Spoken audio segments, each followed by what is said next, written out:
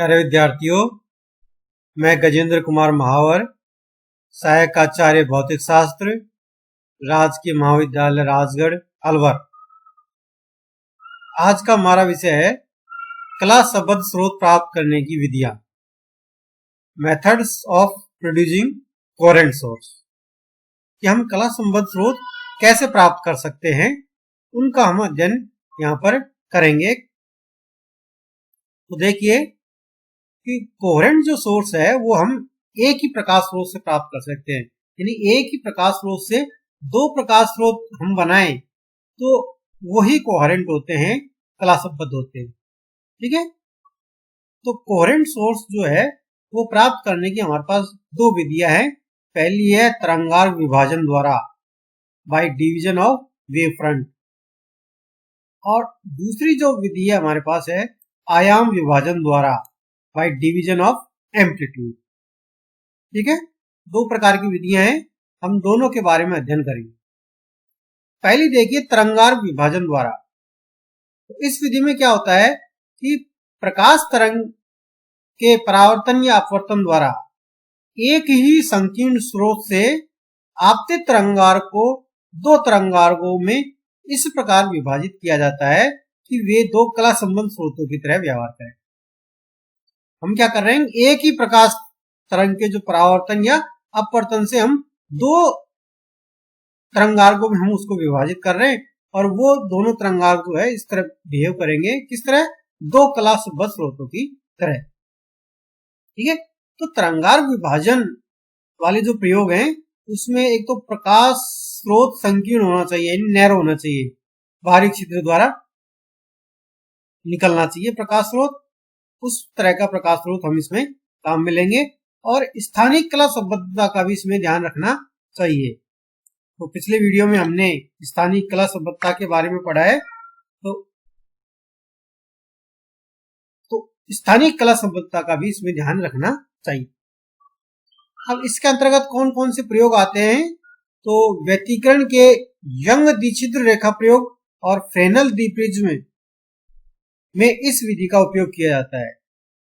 ठीक है, तो इसमें से हम यंग द्विछिद्र रेखा प्रयोग का अध्ययन पहले कर चुके हैं। तो यहाँ पर इसके अंतर्गत फ्रेनेल विभाजन द्वारा जो प्रकाश स्रोत प्राप्त करने की विधि में हम यहाँ पर फ्रेनेल द्विप्रिज्म का और अध्ययन करें। ठीक है, ध्यान रखना तरंगार्ग विभाजन में एक तो जो प्रकाश स्रोत है संकीर्ण होना चाहिए, और स्थानिक कला संबद्धता का ध्यान रखना पड़ेगा। आगे देखिए आयाम विभाजन द्वारा।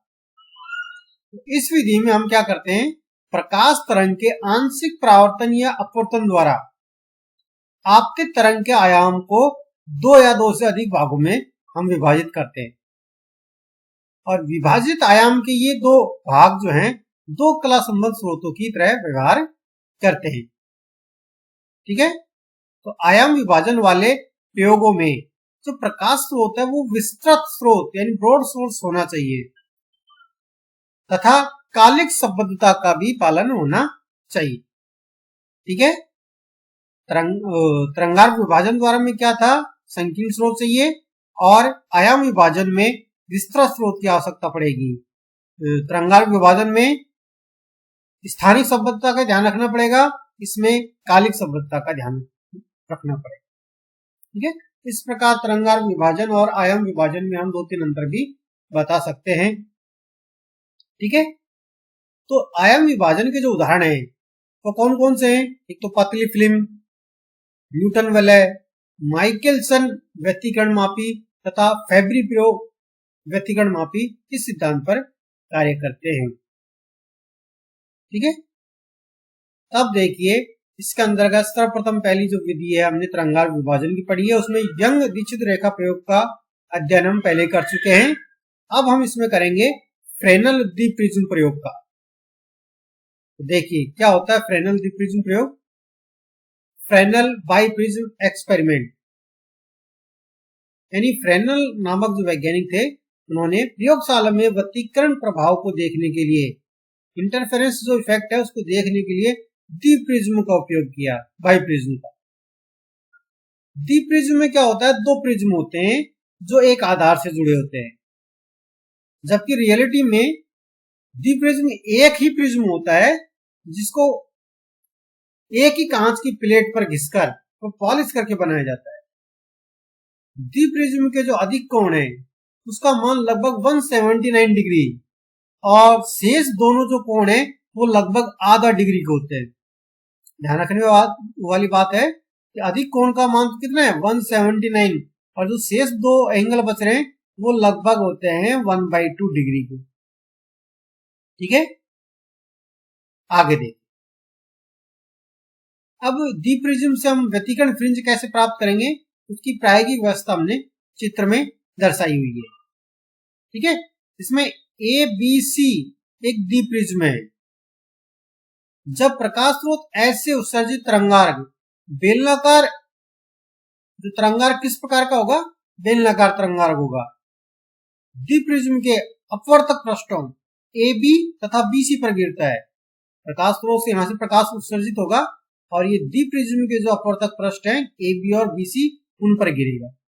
ठीक है, तो तरंगार्घ के आधे भाग का जो अपवर्तन तो AB पृष्ठ द्वारा होगा और बाकी जो आधा भाग है उसका BC पृष्ठ के द्वारा अपवर्तन होगा।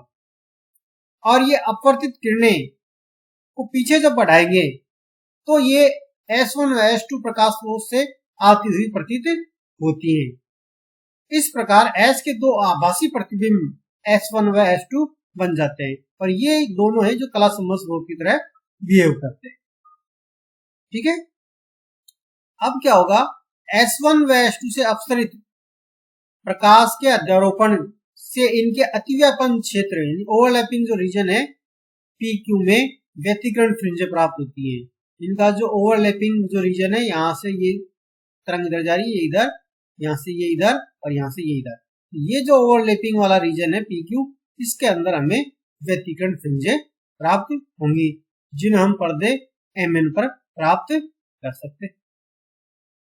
ठीक है, और इन फ्रिंजों को हम नेत्रिका की सहायता से देखते हैं। ठीक है, ये तो ही प्रायोगिक व्यवस्था कि किस प्रकार हम ये एक्सपेरिमेंटल सेटअप करना है। अब हमें फ्रेनेल द्विप्रिज्म की सहायता से एक वर्णीय प्रकाश की तरंगदैर्घ्य को ज्ञात करना है। तो देखो कैसे ज्ञात करेंगे। माना द्विप्रिज्म के अपवर्तक तलों AB व BC द्वारा प्रकाश की किरण के मार्ग में उत्पन्न विचलन कोण जो कितना है, डेल है। ठीक है, यहां पर ये डेल ये जो है ये विचलन कोण है। यदि द्विप्रिज्म का प्रिज्म कोण अल्फा, ये जो प्रिज्म कोण है वो है अल्फा, इधर भी अल्फा होगा और इधर भी अल्फा, एवं प्रिज्म के जो पदार्थ का जो अपवर्तनांक है म्यू है, तो विचलन कोण कितना होगा, del equal to mu minus 1 alpha. ठीक है, ये फार्मूला याद रखना कि विचलन कोण और प्रिज्म कोण के बीच में क्या संबंध है, ये हमें याद रखना है, del equal to mu minus 1 alpha. ठीक है, आगे देखिए। यदि स्लिट S तथा द्विप्रिज्म के बीच की दूरी स्मॉल a है तो चित्रानुसार क्या लिख सकते हैं, tan del equal to d/2 upon a। Diagram देख लीजिए, tan लिखना है तो ये वाला डायग्राम ले लीजिए और ये। ठीक है, तो tan यानी लंब बटे आधार, लंब ये हो गया और आधार ये हो गया। ठीक है, तो ये कितना है d/2 और ये स्रोत से और द्विप्रिज्म की जो दूरी है वो कितनी है, स्मॉल है, ये इसका बेस हो जाएगा यानी d/2 अपॉन a। ठीक है, ये आ गया d/2 अपॉन a या d अपॉन 2a। अगर डेल का मान बहुत कम हो यानी टेंड्स टू 0 हो तो उस कंडीशन में क्या होगा, tan del equal to del के बराबर होता है। ये इक्वेशन क्या हो जाएगी, del equal to d upon 2a या d equal to 2a del, और डेल का मान कितना है 2a alpha bracket mu minus 1। ठीक है, तो हमें स्मॉल डी का मान प्राप्त हो गया और अब हमें कैपिटल डी का मान याद करना है, क्योंकि हम जानते हैं कि जो फ्रिंज चौड़ाई है बीटा इक्वल टू का होता है lambda capital D upon small D. तो हमें फ्रिंज चौड़ाई का मान हमें प्राप्त हो जाएगा अगर हम कैपिटल डी का मान और कैलकुलेट कर ले। तो कैपिटल डी जो क्या होती है, स्रोत से पर्दे के बीच की दूरी है। ठीक है, तो देखो स्रोत से डी प्रिज्म के बीच की दूरी कितनी है, स्मॉल है, और डी प्रिज्म से पर्दे के बीच की दूरी कितनी है, बी। तो क्या हो जाएगा, स्रोत से पर्दे की जो दूरी कितनी हो जाएगी, या स्लिट से पर्दे के बीच की जो दूरी कितनी हो जाएगी, d equal to A plus B. ठीक है, डायग्राम में देख सकते हो कि यहां पर ये आभासी स्रोत S1 S2 बन रहे हैं। तो यहां से और यहां तक की दूरी स्मॉल a, और यहां से और यहां तक की दूरी स्मॉल b है। क्या हो जाएगी, ये दो प्रकाश स्रोत है, उनसे पर्दे की बीच की दूरी कितनी हो जाएगी, कैपिटल डी। यानी कैपिटल डी जो है बराबर होगा a प्लस बी के। ठीक है, आगे तो अब हमारे पास स्मॉल डी और कैपिटल डी दोनों के मान कैलकुलेट हो गए। अब हम फ्रिंजों की चौड़ाई ज्ञात कर सकते हैं। फ्रिंजों की चौड़ाई हम जानते हैं beta equal to lambda capital D upon small D होता है। मान रख दीजिए, जिससे बीटा का मान हमें प्राप्त हो जाएगा। कितना, lambda into A plus B upon 2a alpha bracket mu minus. यहां से लैम्बडा का मान निकाल सकते हैं, तो lambda equal to 2a alpha bracket mu minus 1 bracket 1 beta upon a plus B. तो इस फार्मूले से हम जो प्रकाश स्रोत है उसकी वेवलेंथ को कैलकुलेट कर सकते हैं। ठीक है, क्योंकि हमने बताया कि जो प्रकाश स्रोत होगा वो एक वर्णीय होगा। ठीक है, इसलिए हम इसकी वेवलेंथ को है कैलकुलेट कर सकते हैं। अब देखो समीकरण जो एक है, यानी बीटा वाला जो फार्मूला है, उसमें बीटा फ्रिंज चौड़ाई अधिक रखने के लिए निम्न शर्तें आवश्यक है। स्रोत S तथा पर्दे के बीच की दूरी जो D अधिक हो, तो फार्मूले से देखिए अगर D का मान अधिक होगा तो फ्रिंज चौड़ाई कितनी होगी, अधिक होगी।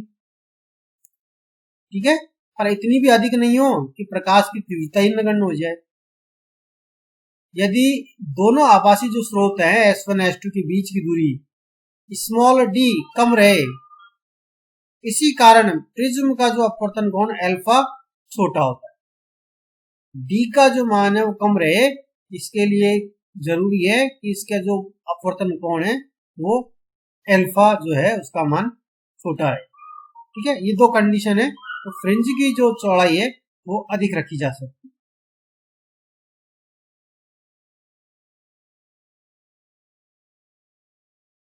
अब देखिए कि अब हम याद करना चाह रहे हैं, हमने वेवलेंथ कैलकुलेट कर ली है। अब हम याद करना चाह रहे हैं कि डीप्रिज्म द्वारा एक पारदर्शी पतली फिल्म की मोटाई ज्ञात करना। Determine the thickness of transparent thin film bye biprism. तो हम एक पतली जो थिन फिल्म है उसकी मोटाई हम कैसे ज्ञात कर सकते हैं, उसके लिए देखिए डीप्रिज्म के प्रयोग द्वारा किसी पारदर्शी पदार्थ की पतली फिल्म जैसे कांच है, माइका है आदि की मोटाई ज्ञात कर सकते हैं। कैसे ज्ञात करेंगे, तो देखिए इस व्यवस्था में हम क्या करते हैं कि पर्दे के केंद्र बिंदुओं पर व्यतिकरण प्रतिरूप की केंद्रीय चमकीली फ्रिंज प्राप्त होती है। जो इसका जो केंद्र बिंदु है वहां पर चमकीली फ्रिंज प्राप्त होगी, क्योंकि यहाँ पर स्रोत S1 और स्रोत S2 से बिंदु O की दूरी क्या है, समान है। तो इनके समान कला में पहुंचेंगे यहाँ पर तरंग, और यहाँ पर जो है संपोषी व्यतिकरण होगा और चमकीली फ्रिंज हमें प्राप्त होगी। ठीक है, अब हम क्या करेंगे, ये जो तरंग S1 है उसके मार्ग में हम एक पतली फिल्म रख देंगे। पतली फिल्म रखने से क्या होगा, ये जो S1O का जो है वो पथ चेंज हो जाए, पथांतर उत्पन्न हो जाएगा इसमें, और पथांतर उत्पन्न हो जाएगा तो जो है केंद्रीय चमकीली फ्रिंज अब यहां पर न बनकर कहीं और बनेगी। ठीक है, समझ में आ रहा है। देखो यहां पर हम पतली फिल्म रखेंगे, पहले पथांतर दोनों का सेम है तो चमकीली फ्रिंज यहां पर बन रही है। अब हमने क्या किया, यहां पर हमने क्या रख दिया, पतली फिल्म रख दी। पतली फिल्म रखने से पथांतर चेंज हो गया, पथांतर चेंज होगा तो ये वाली जो फ्रिंज है कहीं और शिफ्ट हो जाएगी, तो मान लीजिए वो बिंदु P पर शिफ्ट हो जाती है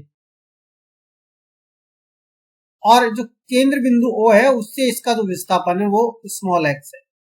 तो हम क्या लिख सकते हैं, S2P minus S1P equal to X D upon capital D। ठीक है, आगे देखिए, अब माना प्रकाश किरण वायु माध्यम में c नॉट वेग से और म्यू अपवर्तनांक वाले माध्यम में c वेग से गति कर रही है, तो S1 व S2 से बिंदु P तक पहुंचने पर दोनों तरंगों का जो प्रकाशीय पथ क्या होगा, बराबर होगा, क्योंकि चमकीली फ्रिंज है वहां पर, प्रकाशीय पथ समान होगा। क्या होगा, अतः क्या लिख सकते हैं, S2P, देखो यहां से S2P, ये पूरी जो तरंग है वो ट्रेवल कर रही है एयर माध्यम में। ठीक है, एयर माध्यम में प्रकाश का वेग कितना है, c नॉट। ठीक है, क्या हो जाएगा, S2P upon c not equal to क्या हो जाएगा, ये देखो S1P के बीच में ये T मोटाई की प्लेट रखी है, तो अब जो म्यू अपवर्तनांक की जो मोटाई है T और बाकी का भाग एयर वाला मीडियम है, कितना हो जाएगा, ये पूरी दूरी कितनी है S1P और ये कितनी है T। S1P माइनस T जो भाग है वो प्रकाश वायु में ट्रेवल करेगा, प्रकाश जो है वायु में ट्रेवल करेगा, और T जो पथ है वो अपवर्तनांक वाले मीडियम में तय करेगा। ठीक है, क्या हो जाएगा, S1P minus T upon C not plus T upon C। ठीक है, यहां से तो इसको हल कर लीजिए और हमने S2P माइनस S1P का मान निकाल लिया, वो किसके बराबर आएगा, T म्यू माइनस 1। इसको नाम समीकरण नंबर 2। समीकरण 1 व 2 से दोनों बराबर हैं, इसमें भी S2P माइनस S1P, इसमें भी S2P माइनस S1P, तो दोनों का मान बराबर होना चाहिए, बराबर कर दीजिए और T के लिए इसको सॉल्व कर लीजिए। तो T इक्वल टू क्या हो जाएगा, x D upon bracket mu minus 1 bracket 1 capital D। इस फार्मूले से हम जो है पतली फिल्म की जो मोटाई है उसको कैलकुलेट कर सकते हैं।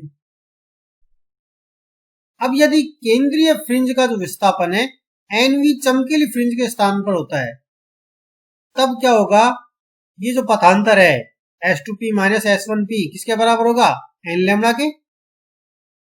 क्या बराबर कर दीजिए, T mu minus 1 equal to n lambda. T equal to क्या हो जाएगा, n lambda upon mu minus 1। इस फार्मूले से भी हम T का मान कैलकुलेट कर सकते। अब यदि केंद्रीय फ्रिंज का जो विस्थापन है NV काली फ्रिंज के स्थान पर हो, डार्क फ्रिंज के स्थान पर हो, तो उस कंडीशन में क्या होगा, पथांतर 2n माइनस 1 लैम्डा बाई 2 के बराबर होगा। तो हमने पथांतर को मान रख दीजिए और T के लिए इसको सॉल्व कर लीजिए, तो ये फार्मूला हमें प्राप्त हो जाएगा। ठीक है, तो तीनों फार्मूले हैं जिससे हम पतली फिल्म की मोटाई ज्ञात कर सकते हैं। अब जो वैल्यू हमें दी गई है उसी के अकॉर्डिंग हमें इसमें से फार्मूला चूज करना है, कौन सी वैल्यू हमें दी गई है और कौन सी वैल्यू से हम T का मान कैलकुलेट कर सकते हैं, तो उसी के अकॉर्डिंग ये फार्मूला हमें यहां से चूज करना। ठीक है, धन्यवाद।